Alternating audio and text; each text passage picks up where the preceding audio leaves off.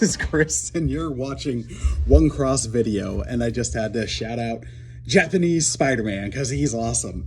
And today's short, OCR short, I'm actually recording while I'm on a break at work, is in a way a continuation of the first episode that we dropped of this year. So we will be going back into spoiler territory of Spider-Man No Way Home, because there is no way to talk about that movie without spoilers. So you'll see now rated S for spoilers, and then I'm just going to give a couple seconds before we get in. So here we go in 5, 4, 3, 2. All right, so I'm hoping that if you are still here, you saw the little picture saying rated S for spoilers. I had it in the title slide that there's more spoilers. I just don't want to ruin this for people. Because this is one where I think the least you know about it going into the theater, the more you will enjoy it. But there's kind of a couple things where this is almost an impost, where I realized, like, hey, in the episode I didn't mention this or I didn't mention that. And excitingly, the episode did give me an idea for our next episode, but I'm not gonna share that here. You'll just have to wait the couple weeks, and my beard is a mess. And you're seeing a mountain of Funko Pops behind me. They're dope. Including Japanese... I'd grab them, but no, I'd knock it over. There's Japanese Spider-Man. There's Miles Morales. We're on theme. A bunch of Star Wars ones, too. And a Dundee from my wife, Jill, because she's amazing. Anyways, okay, so the couple other things that I did miss from the episode that I didn't really talk about, that I kind of want to, is... one I just briefly said, like, I talked about Benedict Cumberbatch. I gotta give that dude all the props in the world as Doctor Strange. Like, he's so good for the role. And so many times with that role, there's of course the comedy, and there's like, even though they treat Doctor Strange as serious as they should and can, there's a comedy to a character who's a wizard. There just is.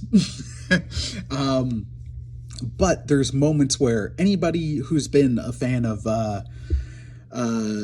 Benedict Cumberbatch for a while knows how good of an actor this dude is. And you get to see those moments in his performance, especially towards the end, as they are one more daying it, and he's realizing he's going to forget Peter. And the sadness, that the tear in his eye and all that, like, Benedict Cumberbatch is so good. And I like the almost buddy cop aspect of his and Peter's relationship. It was such a nice addition to the movie that at first, when we were seeing the trailers, it was kind of like, all right, cool. It's gonna be an odd couple, but cool. Yeah, they'll make it work, and they made it work even better than I thought they would. So I just had to shout that out. I did not give our boy Benedict enough props. Sorry, my beard is just a mess. Poof levels are very high, and it's poofing out in weird ways. The next person I can't believe I didn't shout out, is J.K. Simmons as J. Jonah Jameson. I loved that he was back. Now, it's no secret my opinion of the Sam Raimi movies, but J.K. Simmons as J. Jonah Jameson is just perfect casting.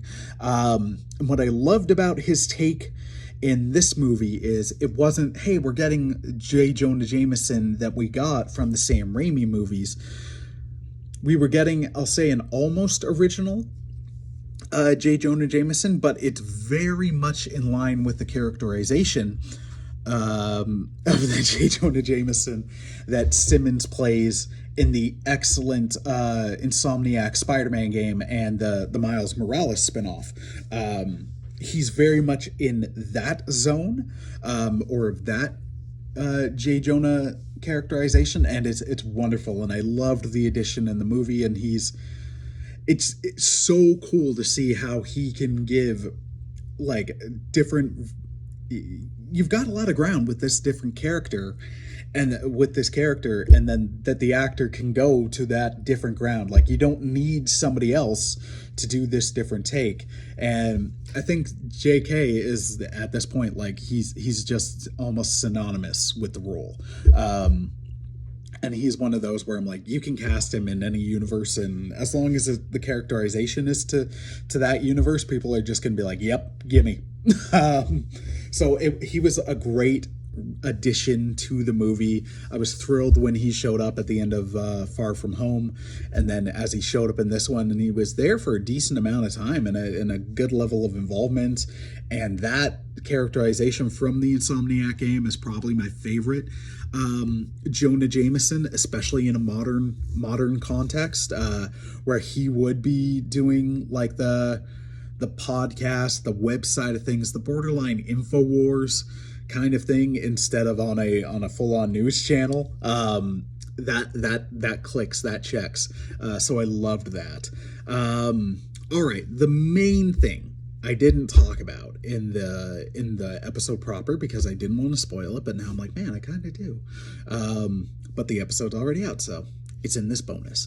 And also, I want the OCR shorts every once in a while be happy and not just Chris ranting about friggin' space hotels, because that's a thing. That's a thing that's coming in 2027. Never mind the fact that we have people that can't afford homes, pay rent, or jobs that pay adequately, or, all the real world troubles. But that's not this episode. Because that's what this episode was gonna be. But you just got a mini preview.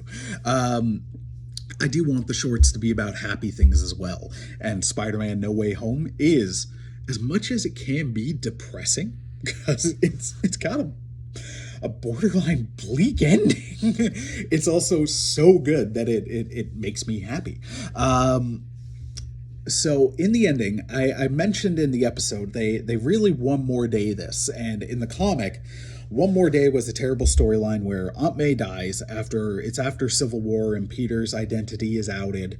Aunt May is killed, and then they make a deal with the devil, or in the Marvel Comics case, Mephisto, to save Aunt May.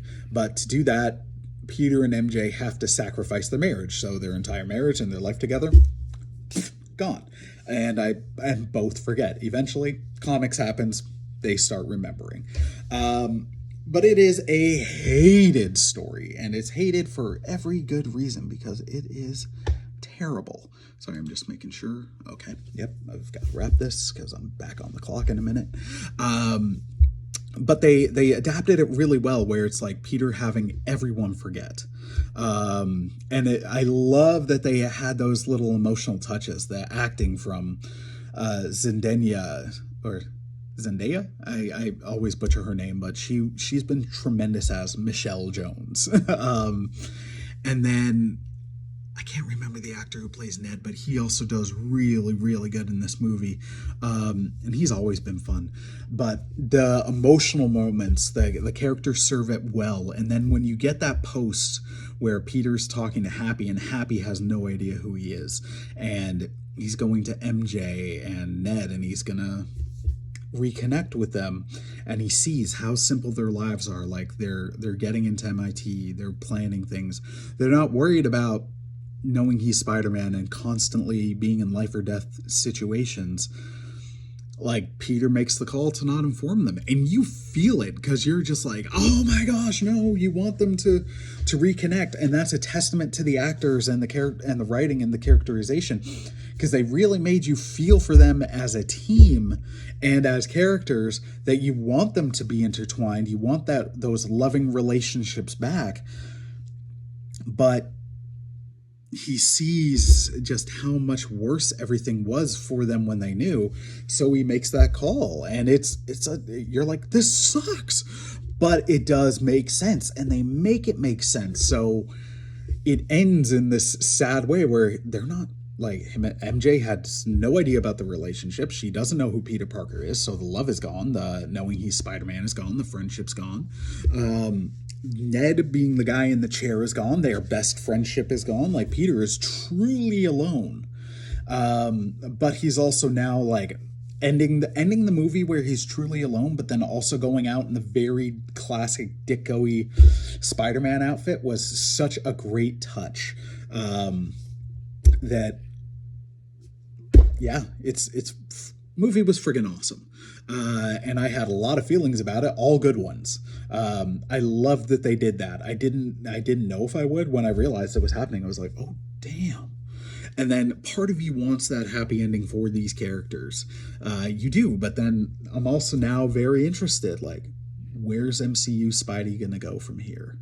And they've really, that's where I've said, like, hey, it's almost, you could call it Spider-Man the Great Reset, because it is borderline a clean slate, where he's had these experiences, but now he is attached to no one.